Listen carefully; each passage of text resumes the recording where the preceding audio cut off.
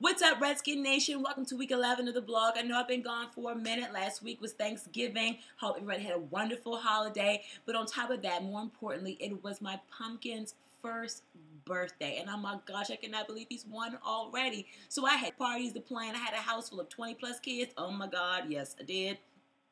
Little nuts. And so I had a lot going on. So let's revisit Dallas Week, because everybody's like, oh, you ran from Dallas Week because we beat y'all and you don't want to look with my black neck girl roll. I don't run from nobody. So let's get that first thing straight. Okay. Anyway, so let's start off with this Saturday at the birthday party. Miss Gigi, really good friend of mine, #1 Cowboys fan. You know, she comes in here with her Dallas jersey on. You know, a lot of balls to come in here with that, but it was the pink one, so she represented, but yes, she was still neutral. And then Miss Gigi likes cake. So she came in, she had one piece of cake. Now, the cake was good, mind you. Then she had 2 pieces of cake. Then she wrestled a 3rd piece of cake from a 5-year-old. Really? All I can say is, that's a Cowboys fan for you. Anyway, okay, Sunday, the game. It was a beautiful day outside. Kenny Albert was calling the game when I first turned it on. I'm like, okay, good. Can I go jump off the Woodrow Wilson Bridge now? Because when you hear his voice, that's all it makes you want to do. The game started off slow. Not anything surprised by that. But what happens? We start turning it on. We start getting down the field. We start getting a few scores, and they build us up, and they give us a little bit of hope. But what happens? Dez Bryant and DeMarco Murray start running over us like Randy Moss and Meter Maids. Do y'all remember that some years ago when he was in Minnesota and the Meter Maid was trying to give him a ticket, and then he was pushing the Meter Maid with the car because he's like, I ain't gonna get no ticket. Of course, this fool gets arrested. Then he gets out of jail. He's like, where my ride at? Where my ride at? Still the funniest story I've ever heard to this day. Anyway, of course, in overtime, D-Hall gives up the huge pass to Dez Bryant on the same play they ran on him all game long. And then afterwards, D-Hall is, I should be cut. The way I'm sitting there playing, if I was in the Redskins front office, okay, what are you trying to play? Reverse psychology, hun? We already know this. We've been saying this for weeks. You've just been the one in denial. Anyway, we lose the game in overtime, 24-27. But you know what? It wasn't too bad. It was okay because at the same time, we finally put over 21 points on the board. So I was not too mad. Okay, anyway, let's bring us to this week.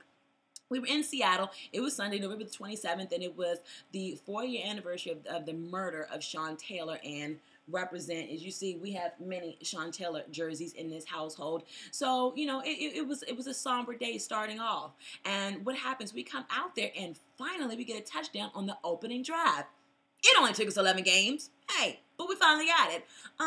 Roy Halou started playing really well, and I was thinking at the beginning of the game, can he really keep this up? And he did. We even, for the first time this year, ladies and gentlemen, had a top 10 play on SportsCenter when Halou jumped over the guy and got the touchdown. Yeah, okay, whatever. Rex was Rex. He had a couple of picks. And at one point when he fumbled the snap, the commentators were like, Rex and his little hands. And I don't know about you, but I don't know no man that wants his hands to be referred to as small. Sorry, Rex. Anyway, this game, we won it, but I tell you what, it did not show me much. I don't really feel like we came away from the game really being better. Finally, our defense and D'Angelo Hall, I guess after a week of everybody patting him on the back saying, oh, dude, you're not that bad, you're not that bad. Yeah, you are. Had the interception because he really should have probably had 3 in that game. The defense finally, secure the game for us. So I don't know. We're really not good enough to show where we can progress for the future. We're not bad enough to suck for luck. So we're kind of just stuck in the middle. It's sad that 11 games into the season, our punter, Sav Rocker, is our MVP without a doubt. This coming week, we got the Jets. And with the Jets, they're kind of like us in a lot of ways right now. You just don't know what you're going to get. You can get a good team, or you can get a team that loses to Denver. But let me tell you something. Tim Tebow mania is in full effect. And you know what? I'm a Gator girl, so I'm rooting for him all the way. Anyway, the Jets, Rex Ryan, you never know what he's going to throw at you. It would really be funny if Mark Brunell gets started. I know he's not, but I'm just saying, if he comes in here. But they got some great corners, so Rex will probably have at least a good 2 to 3 picks this coming week. I'm not trying to throw it out there into the universe. I'm just saying. But until then, not really much to say. We'll see what happens. Till then, Redskin Nation out.